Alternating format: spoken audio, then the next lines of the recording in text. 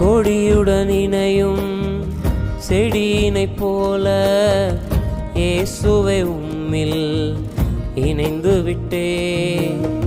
கனிகள் மிகுந்த கிளையினைப் போல இயேசுவே உம்மில் படர்ந்து விட்டே.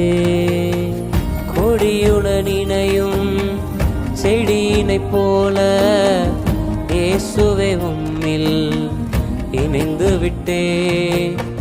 கனிகள் மிகுந்த கிளையினைப் போல இயேசுவே உம்மில் படர்ந்து விட்டே.